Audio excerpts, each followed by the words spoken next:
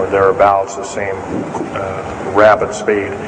But I helped build a lot of these tunnels, and all of the underground mountain or military bases are connected, all of them, all 131 of them. They're connected both by road, not a big freeway under there, but it's at least a 2 to a 4 lane road, rather narrow lanes, but they're there, and there are also high-speed magneto-leviton train tunnels. Yes, this lady over here. Stand up and speak up, please.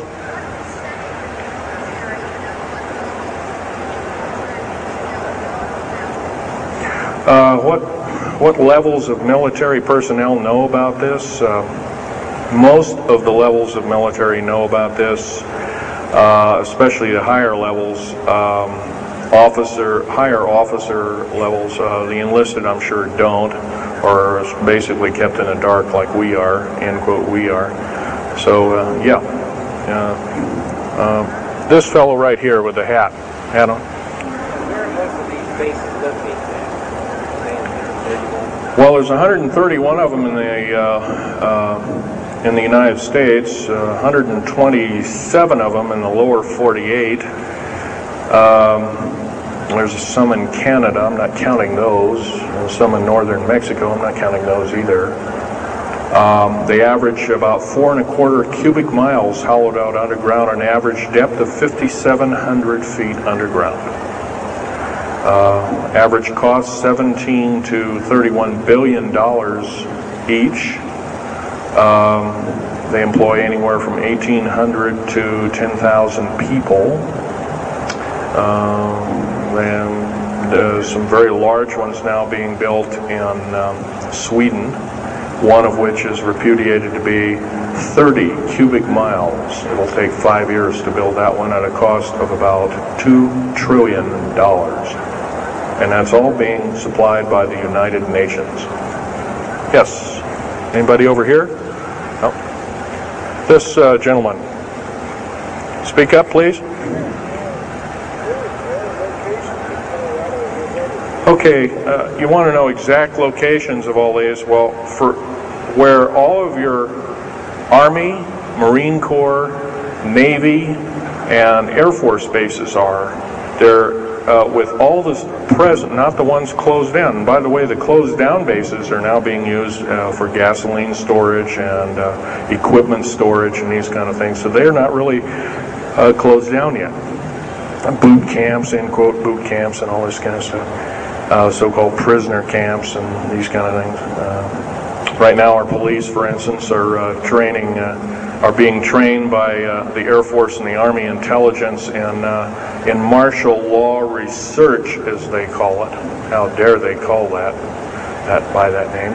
So where these are, they're where every one of these strategic bases are now. In Colorado, in around Denver, there's 3 of them, and they're fairly small. Some of these bases are only maybe 2,000 to 3,000 feet in depth.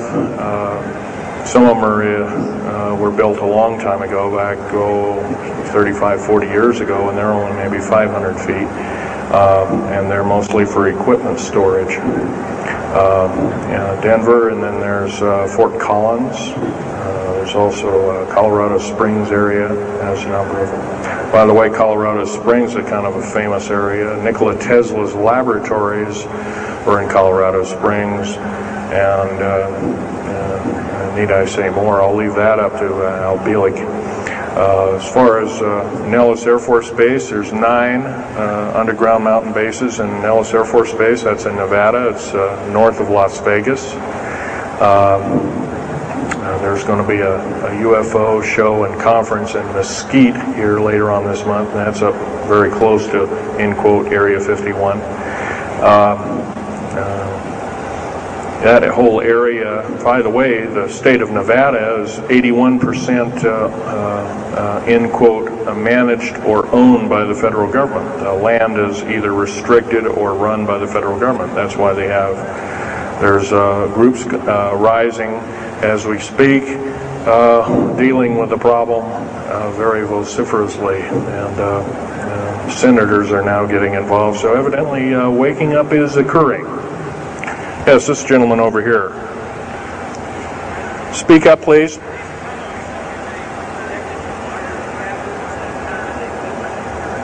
Okay. Yes, they are. The gentleman asked, are these tunnels connected to large caverns? Yes, these large bases are basically like this Coliseum. Everything's underground. Everything's a city underground. Most of these bases have both have military bases, and they have all the accoutrements of life. Remember, each one of these costs quite a bundle of dough, and some of it in our tax money, but most of it in clandestine approaches, and that's definitely undermining the country. Yes.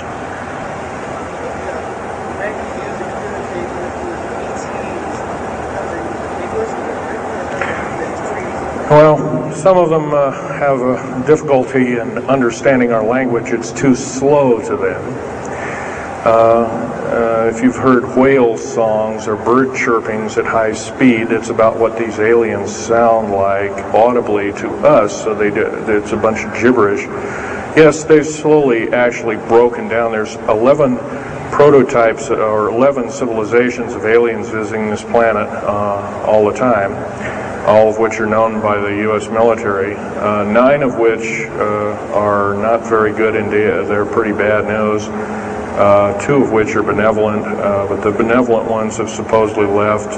They have their own little war of sorts, especially the Pleiadian groups and whatnot like that, of which Val Thor was repudiated to be a Venusian, but other people will alert he looks more like a Pleiadian. He looks normal human, except he's got 6 fingers and toes. He's got one oversized lung. He's got 2 hearts. He's got all kinds of weird stuff. Bones are bigger. Yep.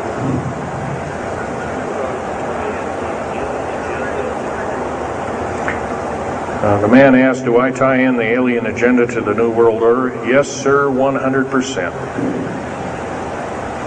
I can elaborate briefly. The New World Order right now basically is dismantling countries, governments, telling governments not to war with each other anymore, basically, so that looks good on the outside.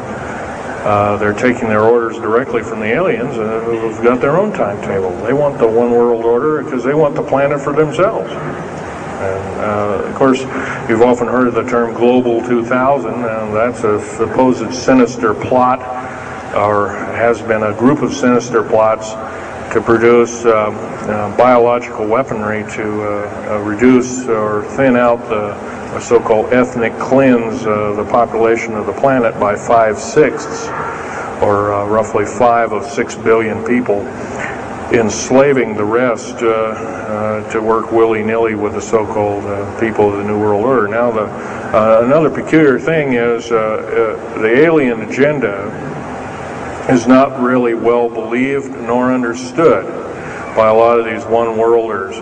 They don't believe it. They think they've been singled out for their own end of glory, and what they don't know is they're just another human being, and according to the negative or bad aliens, they're just another, we're considered bags of food to them.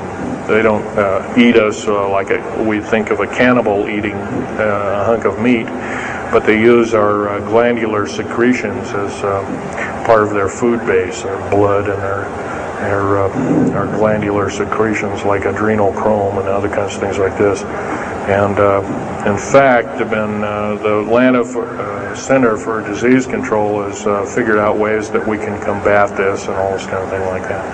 It might be where these new designer diseases like AIDS and Ebola and hantavirus and all these kinds of things have come up out of nowhere, and these diseases, in quote, almost have a mind of their own. Yes, this lady here.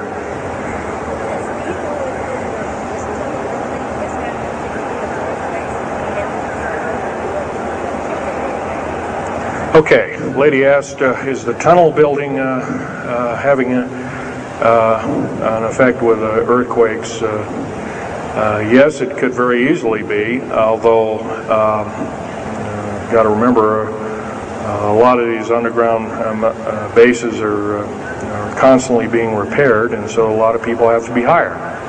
As far as the U.S. government, second part of her question was, is the U.S. government modifying our weather? Yes, that's an affirmative.